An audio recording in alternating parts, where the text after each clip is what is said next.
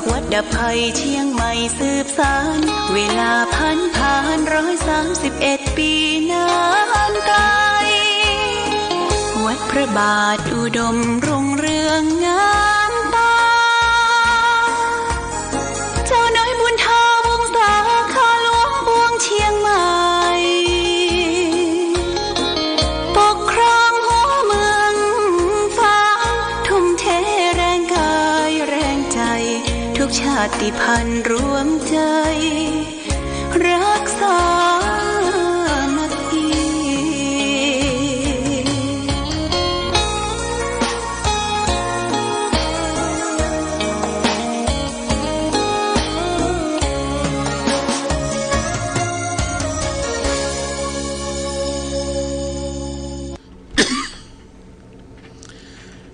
เจริญสุขศรัทธาสาธุชนญาติโยมท่านพุทธบริษัททั้งหลายวันนี้รายการธรรมประทีปส่องต่างก็ได้มาพบปะกับพ่อแม่พี่น้องศรัทธาสาธุชนญาติโยมแห่งครั้งหนึ่งวันนี้เป็นวันจันทร์ที่2เดือนธันวาคมพุทธศักราช2567ซึ่งตรงกับเดือนอ้ายเดือน1ขึ้น2 ค่ำปีมะโรงตรงกับเมืองเดือนทั้งเหนือเขาก็เดือน3ขึ้น2 ค่ำวันนี้เป็นวันเริ่มต้นเริ่มการเริ่มงานของข้าราชการสถานการศึกษาก็ได้เปิดทำการร่ำเรียนเพียรศึกษา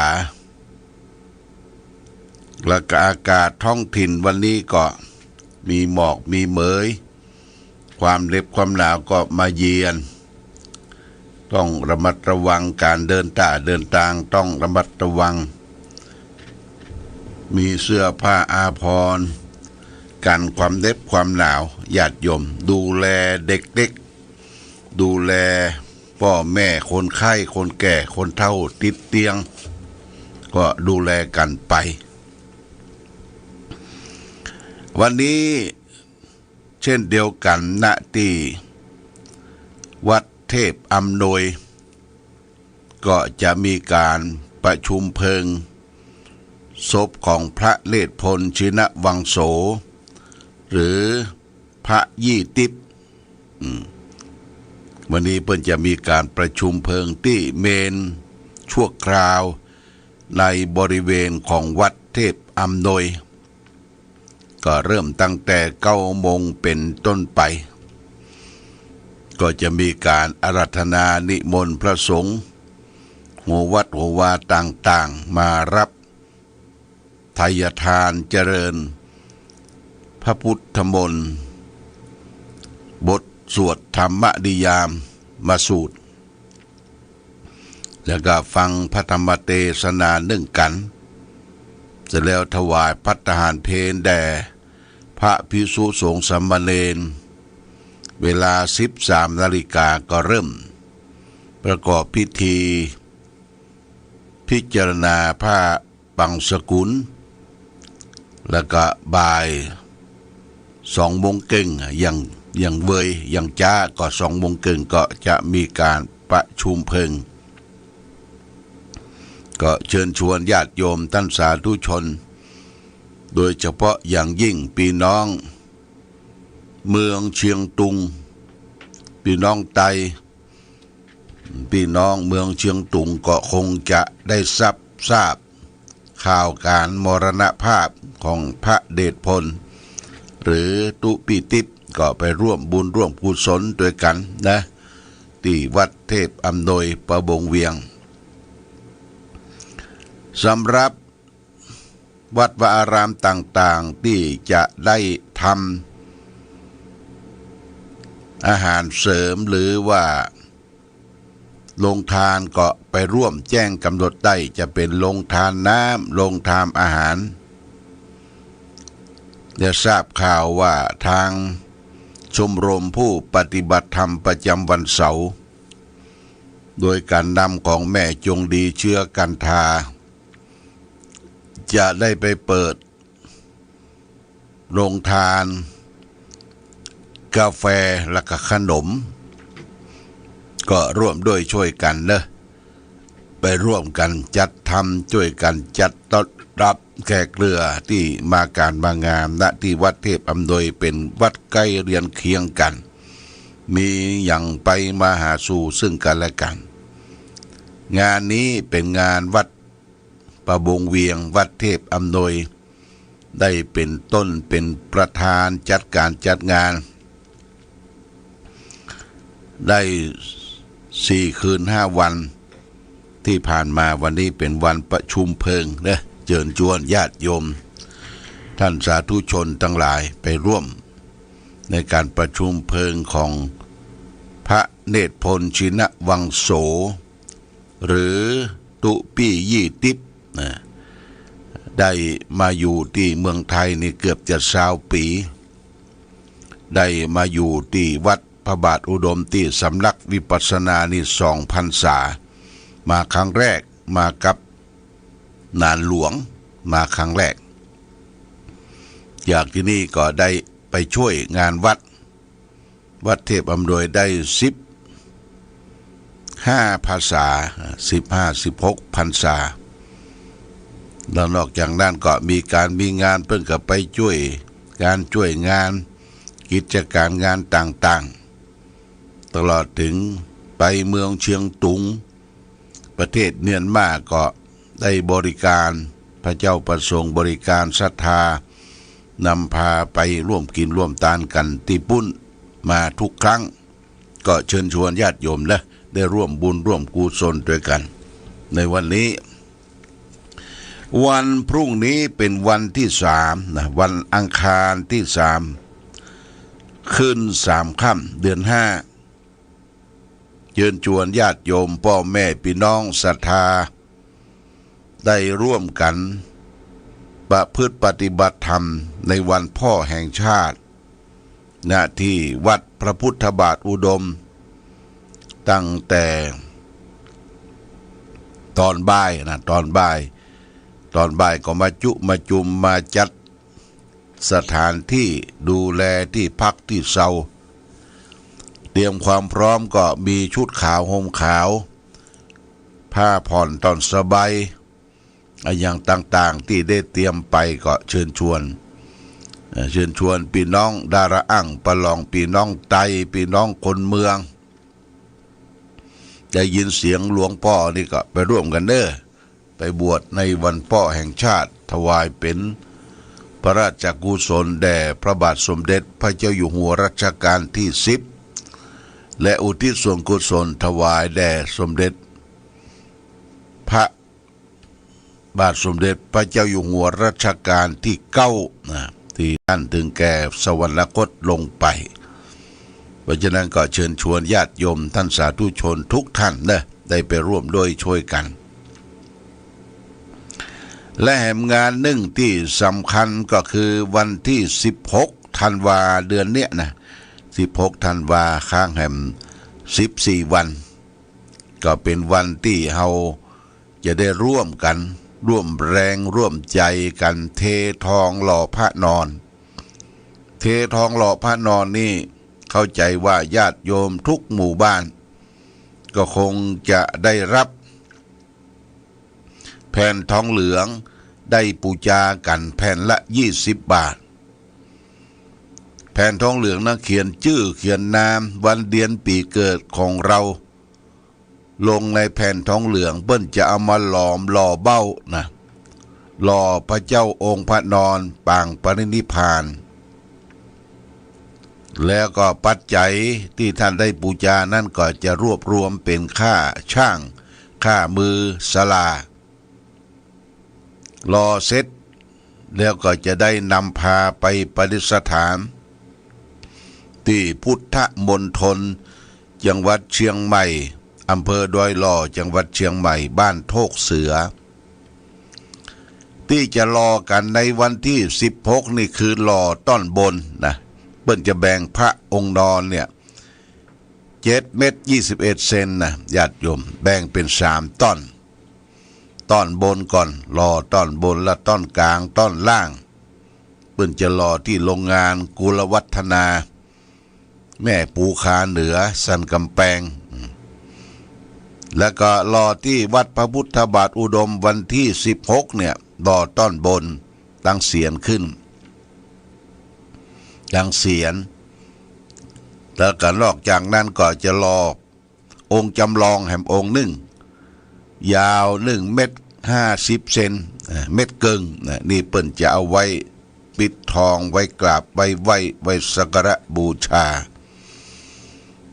เพราะฉะนั้นงานนี้เป็นงานพิเศษเป็นงานที่พวกเราทั้งหลายที่ยอมรับนับถือพระพุทธศาสนาจะได้รอองค์สมเด็จพ่อคือพระสัมมาสัมพุทธเจ้าตอนที่พระองค์เสด็จดับขันธปรินิพพานก็มีโอกาสครั้งนี้สำคัญญาติโยมนะขอทุกท่านได้มีส่วนร่วมในวันรอองค์พระ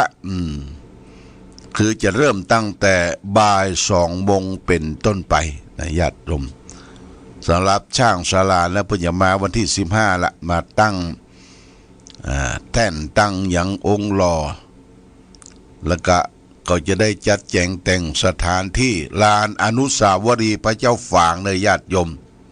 รอที่นี่เป็นจุดศูนย์กลางของอำเภอฝางแม่อายและก็ชัยปราการ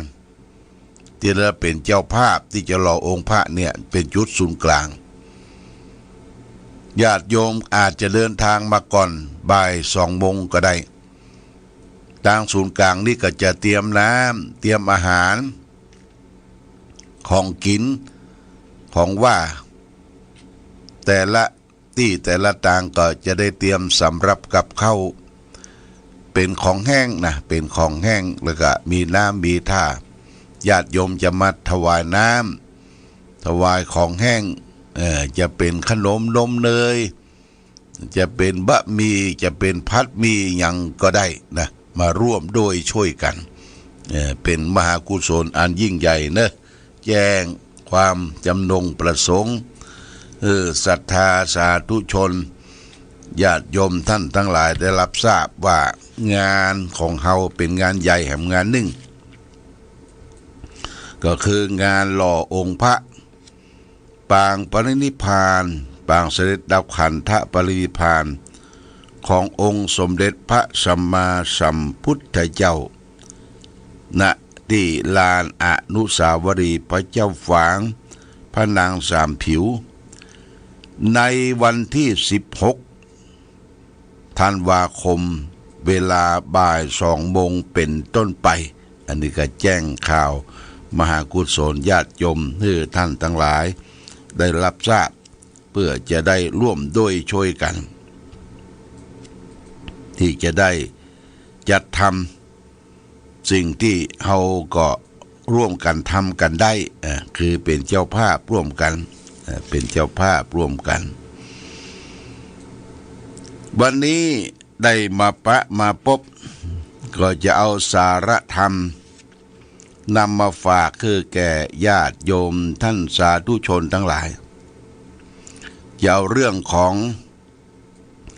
บุญกิริยาวัตถุ10 อย่างบุญกิริยาวัตถุคือกิริยาคือการทำบุญ10 ประการจะมีอย่างพ้องญาติโยมก็ช่วยกันสดับรับฟังและน้อมนำไปประพฤติปฏิบัติบุญกิริยาคือการทำบุญ10 ประการเนี่ย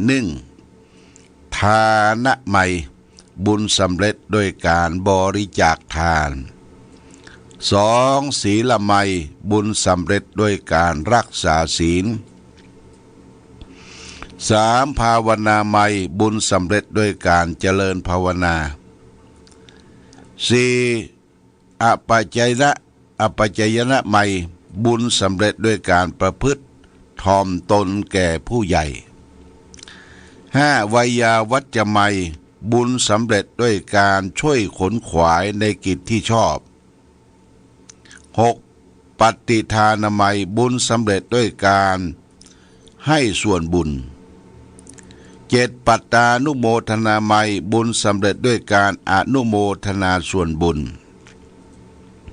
8. ธรรมสวนาไมยบุญสำเร็จด้วยการฟังธรรม 9. ธรรมเทศนาไมยบุญสำเร็จด้วยการแสดงธรรม 10. ทิฏฐุชุกรรมบุญสำเร็จด้วยการทำความเห็นให้ตรงอันนี้ก็จะได้อธิบายให้ญาติโยมท่านทั้งหลายรับทราบว่าบุญไม่ใช่จะฮื้อตานอย่างเดียวมีหลายข้อหลายประการที่จะทำให้เกิดบุญความสุขในจิตในใจในกายของเฮา 1. ทานามัยบุญสำเร็จด้วยการบริจาคทานทานะแปลว่าการฮื้อการให้การบริจาคทานแก่สมณชีพราหมณ์แก่คนยาจกวนิพกคนขอคนทุพพลภาพเสียแข้งเสียขาผู้เฒ่าผู้แก่พ่อแม่เป็นคนไข้ติดเตียงเราก็ได้ฮื้อทานอยู่เนืองๆบ่อยๆการฮื้อทานนั่นคือการทำบุญจะไปสร้างความเดือดร้อนให้แก่ตนเองและคนอื่น โทษทำบุญด้วย